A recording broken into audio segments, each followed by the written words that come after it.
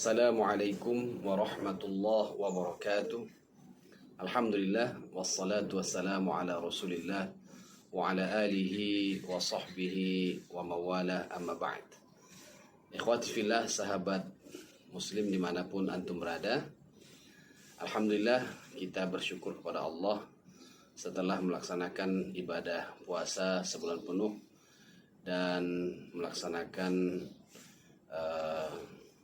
ibadah Syawal dengan silaturahmi serta saling memaafkan antara satu dengan yang lain.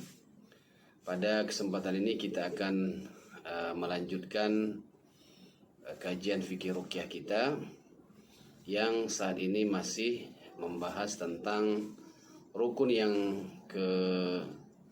ketiga, yaitu marqi minhu. Ya. Marqi minhu artinya penyakit yang bisa diobati atau dapat ditangani dengan ruqyah syariah. Penyakit yang ke-6 atau gangguan yang ke-6 yang dapat diatasi dengan terapi ruqyah adalah penyakit kewanitaan. Nah, penyakit kewanitaan ini ada sifatnya berkaitan dengan fisik zahir, ya, seperti misalkan haid tidak teratur, ya, atau mengalami pendarahan, ya. Dan masalah pendarahan ini juga ada yang sifatnya gangguan jin murni tanpa ada faktor, ya, dari orang tertentu. Nah, ini yang disebut raqadatus syayatin atau tendangan setan, ya. Nah, ada juga penyakit pendarahan ini yang sifatnya diupayakan oleh orang lain. Nah, itulah yang disebut dengan sihir pendarahan.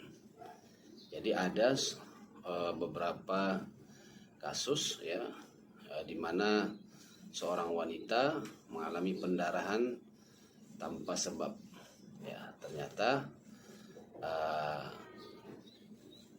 penyakit yang dialami oleh si wanita ini adalah sihir, ya, di mana seorang menginginkan dirinya tidak disukai oleh suaminya karena terus mengalami pendarahan. Nah, ada yang sifatnya fisik, gangguan fisik tapi bersifat batiniah, artinya penyakit dalam seperti kandungan, ya, tidak bisa memberikan keturunan, sehingga divonis sebagai perempuan mandul dan sebagainya, ya. Jadi itu semua penyakit-penyakit kewanitaan. Ada yang sifatnya medis, ada yang sifatnya non medis. Nah, biasanya ketika seseorang mengalami pendarahan atau gangguan haid yang tidak teratur, mereka membawa persoalan itu kepada seorang dokter spesialis. Nah, setelah dilakukan pemeriksaan secara medis, tidak ditemukan sebab, ya, yang menghalangi seorang perempuan punya anak misalnya, atau tidak ada sebab yang membuat seseorang itu mengalami pendarahan. Nah, jadi hal-hal yang seperti ini bisa saja disebabkan oleh gangguan jin, ya, pada sistem, ya, sistem pada rahim, ya, seorang perempuan ada atau alat seksualnya. Nah, gejala gangguan jin pada rahim, ya, atau pada gangguan vitalnya itu biasanya ada gejala-gejala khusus, ya. Misalnya merasakan sakit yang berlebihan pada bagian punggung. Yang kedua, ada rasa sakit dan bengkak pada daerah rahim, atau mengalami haid yang tidak teratur, kemudian munculnya pendarahan ya sewaktu-waktu tanpa ada ya waktu khusus, kemudian mengalami kesulitan saat melakukan hubungan seksual. Itu yang berkaitan dengan perempuan. Jadi ini adalah penyakit yang bisa diatasi dengan ruqyah syariah. Apalagi kalau gangguan tersebut memang positif sebagai gangguan dari jin. Nah, kemudian pada laki-laki ya juga ada gangguan. Nah, itu pada poin ke-7 ya, penyakit gangguan seksual atau dalam bahasa Arab disebut dengan istilah al-amrad al-jinsiyah. Penyakit gangguan seksual yang dialami oleh kaum Adam ya, seperti misalnya impotensi, ejakulasi dini dan sebagainya. Nah, itu merupakan hal yang selalu dialami oleh sebagian kaum pria ya. Jadi ini bisa disebabkan oleh faktor fisik, tapi juga bisa disebabkan oleh gangguan non medis, atau bisa jadi gangguan jin atau sihir. Nah, jadi dalam hal ini ya kita tidak semata-mata mengatakan bahwa gangguan seksual ini hanya bersifat fisik ya, tapi juga terbukti bahwa penyakit tersebut bisa dilakukan ya atau disebabkan oleh jin. Syekh Wahid Abdul Salam Bali ya di dalam kitabnya As-Sarimul Battar fi Tasaddi Lis-Saharah Al-Ashrar ya. Beliau menjelaskan jenis gangguan-gangguan yang dapat menyebabkan ketidakmampuan seorang laki-laki menjalankan fungsi seksualnya. Nah, jadi bisa dirujuk nanti ke dalam kitab tersebut.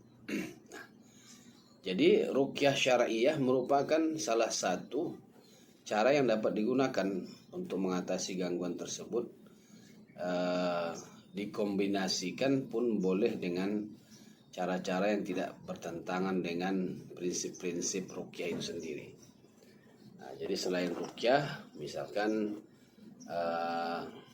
dikombinasikan dengan senam atau terapi pijat dan sebagainya, apalagi sambil diruqyah, sambil dibacakan ayat-ayat Quran dan doa-doa Rasulullah Sallallahu Alaihi Wasallam. Maka hal-hal yang seperti ini insya Allah akan kembali normal seperti biasa. Jadi oleh karena itu kita sebagai seorang muslim lakukan terapi Al-Quran terlebih dahulu, baru kemudian kita mencari solusi lain ya, karena al-aslu fit tadawi bil Quran, karena prinsip dasar dalam berobat adalah dengan Al-Quran. Maka oleh karena itu tidak ada alasan bagi kita sebagai seorang muslim mencari solusi lain di luar terapi Al-Quran jika terapi itu sudah mencukupi. Kecuali memang jika belum menemukan hasil yang maksimal, maka kita perlu introspeksi. Ya, kesalahan bukan terletak pada Al-Qur'annya, tetapi bisa jadi kesalahan pada diri kita atau kesalahan pada penerapi. Ya, jadi oleh karena itu perlulah kita melakukan introspeksi, muhasabah ya terhadap penghalang-penghalang kesembuhan yang dapat menggagalkan usaha kita atau ikhtiar kita melalui ruqyah syariah. Demikian ini adalah marqi minhu yang ke-6 dan yang ke-7. Nah, insyaallah nanti akan kita lanjutkan kepada marqi minhu yang kedelapan, yaitu gangguan jin di rumah atau di tempat-tempat usaha dan sebagainya. Mudah-mudahan bermanfaat. Semoga Allah senantiasa melindungi kita dari kejahatan-kejahatan jin dan tukang-tukang sihir. Amin ya rabbal alamin. Wassalamualaikum warahmatullahi wabarakatuh.